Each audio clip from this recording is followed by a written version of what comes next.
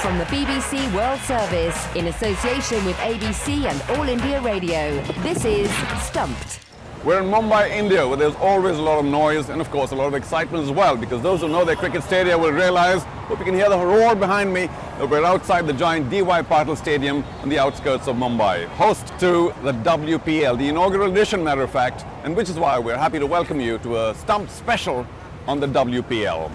Well, there's a lot of excitement that the WPL has generated, particularly for Indian players who are out to showcase their depth and, of course, their talent as well, and for many of the overseas stars, and I hope that they've enjoyed their trip to India. We're very close now to the finishing stages. As you can see, the wind is up, by the way, but some roars come in occasionally from inside the stadium, and I have no doubt that the Indian public, those who paid tickets to go inside stadium, have had a wonderful time appreciating what the WPL is all about. Now, Alison, Jim, normally you are the guys who say, well, I'm at so-and-so stadium, inside so-and-so stadium. This time it's my turn to say, I'm not inside, I'm outside, but we're enjoying the WPL here in India, and more on it soon. Hello and welcome to Stumped, your intercontinental hit of news, features and debate from the quirky world of cricket. Well, this week, as you can hear, we're coming partly from Mumbai for the climax of the inaugural groundbreaking Women's Premier League. I'm Alison Mitchell, though back in London, we couldn't not send Charu along to experience the WPL and get amongst the players in its very first season. Outside of the WPL, though, it's easy to feel dispirited about the way the ICC board is operating at the moment. A closed shop on its recent board meeting on Monday, when the women cricketers of Afghanistan had been told by Chief Executive Jeff Allardyce back in January that their situation would be discussed. Now, you'll recall last week we heard from one of the players after they'd made it known publicly that they had escaped from Afghanistan to Australia, and they had some very fair questions they wanted answered by the ICC as governors of the game. They'd written to the ICC. They hadn't yet to date been contacted, though, by the ICC's own Afghanistan working group that had been set up back in November 21 to work through the situation. Today, silence, simply told that there will be no media summary of the board meeting sent out and no significant decisions of note. So we have asked for more, but we're left questioning if the Afghanistan women's letter was even discussed at the meeting. So that's a little wider afield, and we'll keep on top of that. In the meantime, though, we are very excited to hear from Charu even more about his escapades at the WPL. Hello there, Jim Maxwell in Sydney. It's either stinking hot or it's raining, but the cricket season at home is coming to an end. As we've noticed in India, Australia have won the one-day series there. The WPL's moving into the finals. And the Sheffield Shield, do you remember that? The finals taking place as I speak between Victoria and Western Australia. Okay, now it looks like Charu's back in his hotel room. Over to you, Charu. Yes, I am, Jim, and I see you're wearing the Aussie yellow, and you should, because you won the series in India after a while. This is Charu Sharma for All India Radio. I am back in a hotel, the Intercontinental on Marine Drive. Wonderful location in this great city. We call it the Maximum City.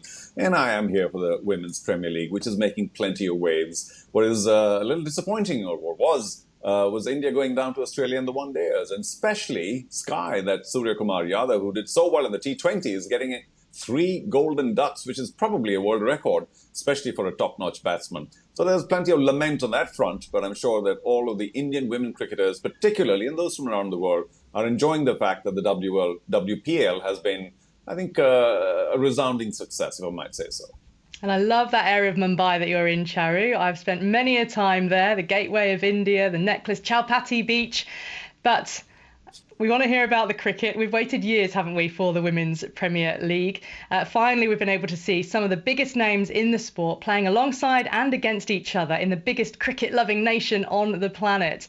So, Charu, I want to know all about it, what the WPL's like in the stadiums themselves, in the crowds. But you've been hobnobbing, I know, and speaking to one player who is an undoubted star. Nothing but captains for me, by the way, to talk to. So I was lucky enough to get to the Taj, which is the Delhi Capitals Hotel, and talk to none other than their captain, Meg Lanning, who's had a terrific WPL. And, of course, I did begin by asking her whether she's enjoying her first Women's Premier League. By the way, they have made it as number 1 in the league straight to the finals. So here's Meg on her thoughts on the WPL. It's been a lot of fun. Coming over here, it was an exciting time for the game, and it's turned out to be everything that I looked forward to. It's been great to be able to join with the Delhi Capitals, a great franchise who have looked after us really well set up, and as a team we've been able to gel really nicely and play some really good cricket as well. So far so good. Well, yeah, the franchise does have a few trophies in its cupboard. Maybe another one coming up. We'll see. Your personal form, carrying on some terrific form with the bat. You are somewhat used to Indian conditions, but has it surprised you how easy it's been for you personally? I think when I've played T20 cricket here in India in the past, it has been quite batter friendly. The wickets seem to come on a little bit. The outfields are pretty fast and at times some small boundaries as well. So I've always enjoyed batting here in India. It's a great place to just come and play good cricket shots. I don't really feel like I have to force things too much as long as I'm sort of trying to hit the ball and play nice and straight. So that's all I've been thinking about, and luckily enough it's come off for me a fair bit throughout the tournament. You played around the world and other leagues as well, T20 leagues. Is it possible to compare what the WPL is to you compared to all the rest of the franchise cricket you played? Oh, it's on another level. It's been a pretty cool experience, just embracing it all. There's been a lot happening. It's been obviously put together in a short space of time, but it's been really well put together. And for me, coming over here, I just wanted to embrace what India brings and what the WPL brings as well. And I think it's certainly been next level to anything else I've experienced, both in the way it's been set up and also the fan engagement. There's been some really good crowds, and it's also had quite a nice relaxed feel to it as well. I feel like you can really enjoy your cricket over here and really just take in everything that comes with it, and that's something I've tried to do. Well, that's a wonderful attitude. Say yes to everything. All right. What happened last year, though, if I might ask? Because you did take some time off, and I believe you even worked, in a cafe? Well, what was that all about, if you don't mind? I just felt like I just needed to press the pause button for a little bit. I'd played at the top level for sort of 12 years and hadn't really stopped at any point. So I just felt like I needed a bit of a break. So I did that, and I really enjoyed myself. It was nice just to have no schedule and sort of just do things on my terms for a little bit. But since I've come back in, I've really enjoyed it. I feel like I've got a bit more freedom and just ability to really focus on what's important, and then try and switch off and enjoy myself outside of that. So I feel like it was something I needed to do, and it seems to have worked out quite well, and hopefully it means that I can play for a lot longer too. I know you're only going to say good things, which is fair enough. It's a great tournament, but if you were to seek some improvement in the WPL, this is only the first year. We've got to be kind to it and generous. What would you like in addition, say, to what's happening already? That's a good question. I think moving forward, it'd be nice to be able to play in sort of travel around and play in your home cities and really experience the home fans. I've heard the Delhi fans are amazing, so I think that's on the cards potentially moving forward. I think the fact that it's in one spot this year probably makes sense, but I'm looking forward to playing in front of some big home crowds in Delhi, hopefully in the years to come. Oh, great to hear from Meg Lanning there with you, Charu, the Australian captain and now captain of Delhi Capitals, to add to her CV as well. It's probably the most sort of animated and relaxed I've heard her for a long time. Well, sticking with the Women's Premier League, Charu, and what Meg said there about wanting to see in future it expand to the different cities, is that an inevitability? Does it have to happen for this tournament? Absolutely. But just before that, though, I mean, I've got to compliment Meg Lanning, and we talked about Alyssa Healy. Meg was just so fit physically. She's so still ready for the top level of the game, and just a wonderful person. So I've got to put that in there. And as I mentioned, it was a good spot because it may be an obvious spot, the fact that the inaugural WPL is only in Mumbai, because Mumbai does have the luxury of 3 major cricket stadia, like perhaps Colombo and maybe in a couple other cities in the world. But it has to move. It was probably just a safety thing to begin with by the Cricket Board of India, that let's just sort of do it in a more controlled condition in one city. But it has to move, and it will. And the impact will multiply, because there's so much to be said about a major event happening in your neighborhood, in the proximity, because it just sort of fires more of the fans up. Not just the fans of that area, but everybody sort of feels a little more connected to the tournament. And I have no doubt that they might fast-track it as early as next year, because the tournament, for all external purposes, seems to be a massive success. So why not a home and away next year itself? Jim, And given Australia's dominance of the women's game, I mean, how long before India does take it from them? Probably next time.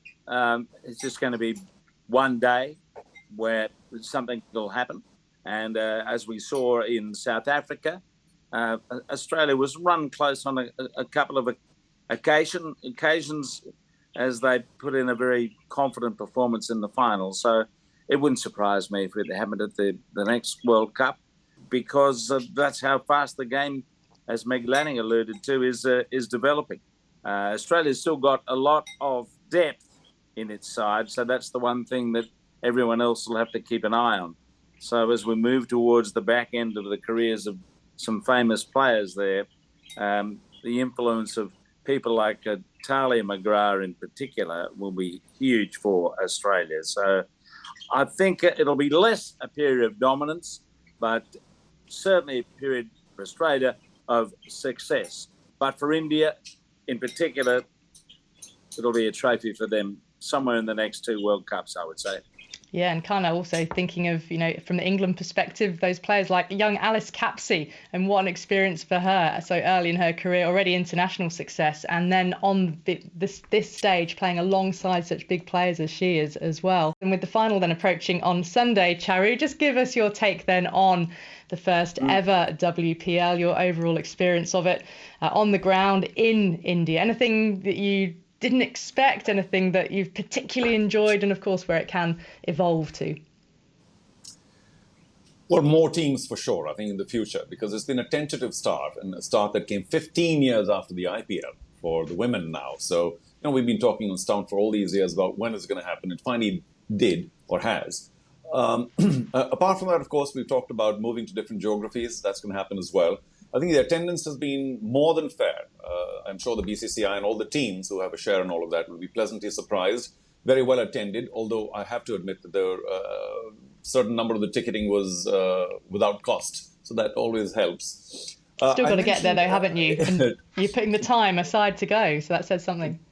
True. I tweeted at the start of the tournament, there were two very important things for me to indicate the success of the WPL on a wider level, on macro level. One, of course, was the closeness of matches, because nothing fires the imagination of fans as a close match does. Last ball here, last ball there. So of that, there haven't been too many, which is a bit of a disappointment. And the second thing I mentioned, which was very important for the larger goal of the WPL, was lesser-known Indian players to star. And that too, unfortunately, hasn't happened, because 90% of the time, this is a rough calculation, please don't take my 90% as real, it's been the overseas stars and a couple of other major Indian stars who've done all the big work, the heavy lifting in all the matches. I'm not so sure why the younger Indian players were not starring. Maybe they came in too late with the bat or weren't given enough with the ball. But that's been a bit disappointing. However, that's a little harsh, because it's only season one. And I have no doubt that they'll come in larger numbers in the next few WPLs to show that India too does have the kind of depth that Australia does. I think Jim alluded to that, because ultimately a game is only as good as the depth of the players in that game, and that will happen in India gradually. But apart from that, it's been a resounding success, and commercially too, there's been a lot of partnership. The channel's pretty happy with the ratings, all things considered, and yeah, there've been plenty of crowds. So when it goes to other cities apart from Mumbai, that is bound to remain. And really, there's nothing negative at all about the WPL. Everybody's enjoyed it. However, Jim, I've got to ask, I don't know about the timing, because there's always a timing problem in Australia and New Zealand in terms of viewership. But has the WPL created enough attention in the women's cricket arena particularly, or in the cricket arena in Australia? Most of the attention, obviously, has been around the performance of the Australian players, particularly Ash Gardner, who received all that dosh up front and yet really didn't do much to start with, did at the back end of the tournament. And of course, Meg Lanning, now that the Delhi Capitals are through to the final, Jess Johnson's left-arm spin bowling. So there has been a little bit of coverage, more news than live, because of the lateness of so many of those games, which you can watch, but that's a problem in itself. And you also have to remember that as we get to this period of the year, our football tends to bang most other sports on the head. When I say football, I'm talking about the rugby league starting, the AFL, rugby unions on, and soccer. So that's a problem in itself. Apart from women's netball has been quite prominent recently. But yes, I'd say it's been patchy, really relying on what the Australian players are doing or not doing to attract some sort of coverage. But it's certainly been there. And Alison, in England? Yeah, I'd say similar, really. If you're a follower of women's cricket, you will have been seeking out the WPL to watch matches, though most of the games are behind a paywall.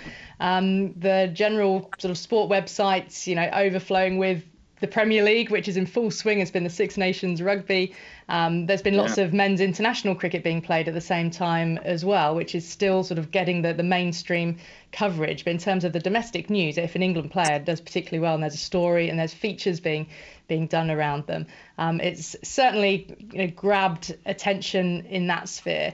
And of course, the auction, as Jim alluded to as well, that did make mainstream headline news because of the sums involved and just how groundbreaking it really was. I mean, I would like to see, I think, like you, the expansion across different cities. And I'd also like to see the free tickets for women to attend? Correct. Specifically? For yes. the moment. And I'd like to see that extend into a second year if it is around the cities, just to again get that buy-in from the local fans and encourage that engagement. And then I've just really loved the razzmatazz, the sheer investment in the women's game and the reward for the players. And when I think about World Cups that I've covered going back to 2005, 09, but 2013 in Mumbai itself, which was a tournament that was poorly promoted and sparsely attended, well, from 2013 to 2023, what a difference a decade makes. Well, that is it for this week's Stumped. I'll say thanks to Jim Maxwell and a very special thanks to our roving interviewer on the ground in Mumbai, Charu Sharma.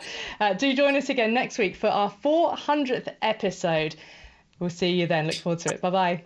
From the BBC World Service in association with ABC and All India Radio, this is Stumped.